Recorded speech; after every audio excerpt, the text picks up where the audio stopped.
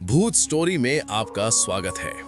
मणिकर्णिका घाट एक ऐसी जगह जहां आग कभी बुझती नहीं और कुछ आत्माएं कभी जाती वहीं। रात के 12:30 बजे वाराणसी का एक लड़का अमित अपने दोस्तों की चुनौती को स्वीकार करके इस घाट पर पहुंचता है। चारों तरफ सन्नाटा था, बस जलती चिताओं की आवाज और हवा में उड़ता हुआ राख का धुआं। अमित ने हंसते हुए कहा, यहां कोई भूत वूत नहीं होता। तभी उसके पीछे से एक धीमी आवाज आई, यहां मजाक नहीं करते। अमित ने पीछे मुड़कर देखा।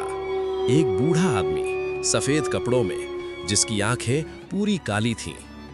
अमित डर गया, लेकिन उसने पूछा, आप यहां इस समय क्या कर रहे हैं? बूढ़ा धीरे से मुस्कुराया और बोला, मैं यहाँ 50 साल से हूँ और अब कहीं नहीं जा सकता। इतना कहकर वो आदमी धुएं में गायब हो गया। अमित डर के मारे भागने लगा, लेकिन रास्ता बदल चुका था। चारों तरफ वही चिताएं, वही आवाजें और वही बूढ़ा बार बार दिखाई दे रहा था।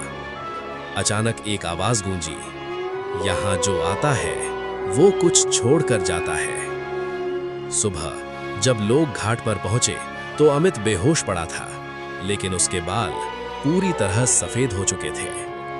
होश आने के बाद वो सिर्फ एक ही बात बोलता रहा, वो अभी भी वहीं है, वो अभी भी देख रहा है।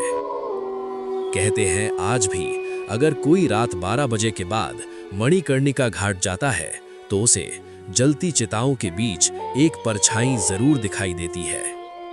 मणिकर्णिका घाट, जहां से अमित वापस तो आ गया, लेकिन कुछ उसके साथ ही लौट आया था।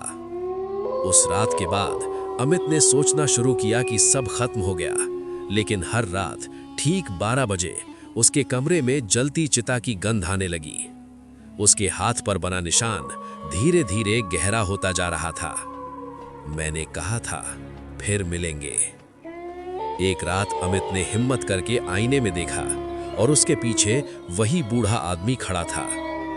अमित ने डर के मारे पीछे मुड़कर देखा, लेकिन वहां कोई नहीं था। अब अमित समझ चुका था, वो आत्मा उसके साथ घर तक आ चुकी है। अगली रात अमित अचानक नींद में चलने लगा। उसके घर वाले उसे रोक नहीं पाए। वो सीधा बाहर निकला और एक ही दिशा में चलने लगा। वापस आओ, मणिकर्णिका तुम्हारा इंतजार कर रहा है। सुबह 3 बजे अमित खुद को फिर से उसी घाट पर खड़ा पाता है। चारों तरफ वही आग, वही धुआं और वही डरावनी खामोशी। अचानक उसके सामने वही बूढ़ा आदमी फिर से प्रकट हुआ, लेकिन इस बार उसका चेहरा आधा जला हुआ था। वो धीरे धीरे अमित के पास आया और बोला, तुम कुछ छोड़ कर गए थे, अब अपनी आत्मा छोड़ो।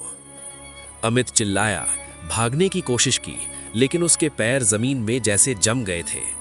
उसके हाथ का निशान जलने लगा और पूरा शरीर राख में बदलने लगा। अगली सुबह घाट पर लोगों को एक नई चिता जलती हुई मिली, लेकिन उस चिता के पास एक मोबाइल पड़ा था जिसमें आखिरी रिकॉर्डिंग चल रही थी। वो मुझे ले गया। कहते हैं आज भी रात 12 बजे मणिकर्णिका घाट पर एक नया साया दिखाई देता है, जो लोगों से सिर्फ एक बात कहता है, यहाँ जो आता है वो कभी खाली नहीं जाता।